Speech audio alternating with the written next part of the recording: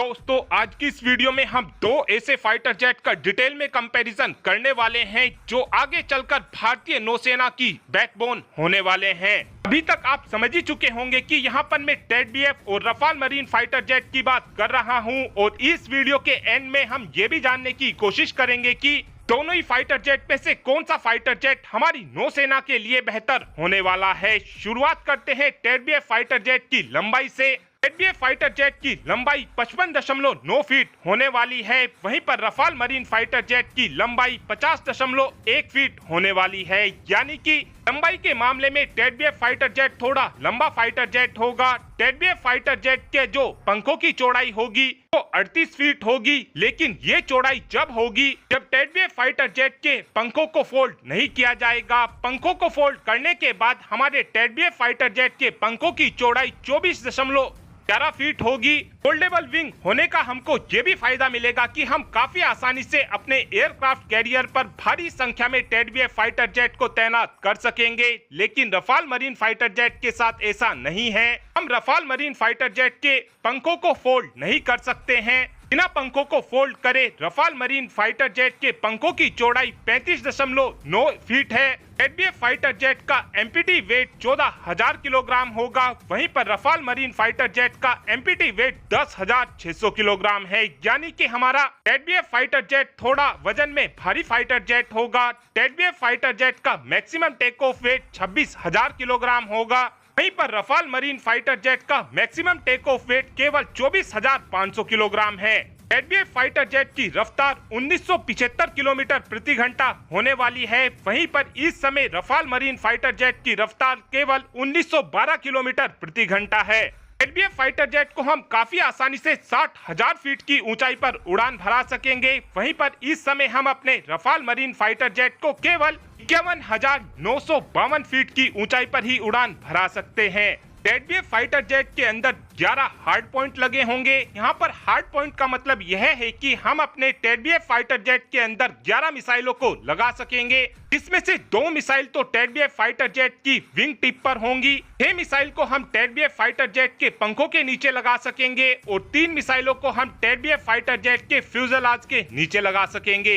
वहीं पर जो रफाल मरीन फाइटर जेट है, इस फाइटर जेट के अंदर 14 हार्ड पॉइंट लगे हुए हैं, यानी कि रफाल मरीन फाइटर जेट के अंदर हम ज्यादा मिसाइलों को इस समय लेकर जा सकते हैं। टेडबीएफ फाइटर जेट के अंदर हथियारों के तौर पर एयर टू एयर कॉम्बैट के लिए एसराम और अस्त्र मार्क 1, अस्त्र मार्क 2 जैसी मिसाइलों को लगाया जा सकेगा।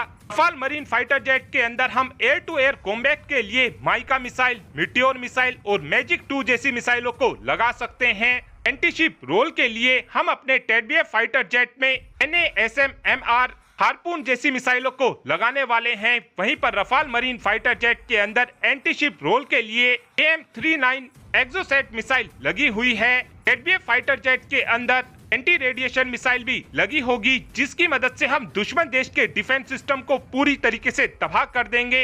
एंटीशिप रोल में हमारा टेडबीएफ फाइटर जेट ज्यादा बेहतर होगा। एंटी रेडिएशन के लिए हम अपने टेडबीएफ फाइटर जेट के अंदर रुद्रम 1 जैसी मिसाइल को लगाने वाले हैं, जो अपनी कैटेगरी की बेस्ट मिसाइल है।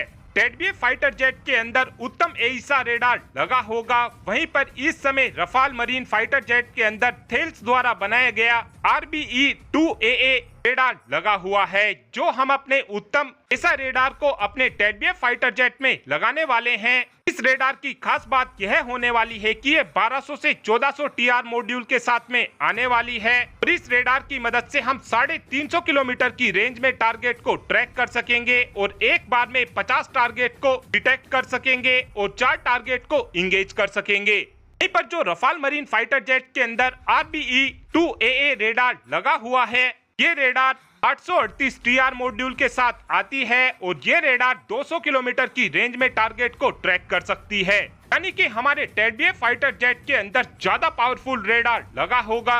और अब बात करते हैं दोनों ही फाइटर जेट के मेन कंपोनेंट यानी कि इंजन की। हमारे टेडबीएफ फाइटर जेट के अंदर 2 F414 इंजन लगे होंगे, जो ड्राई अवस्था में 58.5 किलो न्यूटन के थ्रस्ट को जनरेट कर सकेंगे और आफ्टर बर्नर के साथ ये इंजन 98 किलो न्यूटन के थ्रस्ट को जनरेट कर सकेंगे। इस समय रफाल मरीन फाइटर जेट के अंदर M88 4E टर्बोफैन इंजन लगा हुआ है जो ड्राई अवस्था में 50.4 किलो न्यूटन के थ्रस्ट को जनरेट करता है और ये इंजन आफ्टर बर्नर के साथ केवल 75 किलो न्यूटन के थ्रस्ट को जनरेट करता है।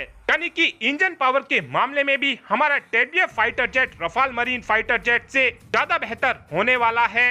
और अब आप ही कमेंट कर बता सकते हैं कि इस पूरे ही कंपैरिजन को देखने के बाद आपको क्या लगता है कि क्या हमारा TEDBF fighter jet Rafale marine fighter jet से ज्यादा बेहतर होने वाला है, हाँ या फिर ना। इस बात का आंसर आप कमेंट बॉक्स में दे सकते हैं। Thanks for watching this video. Have a good day.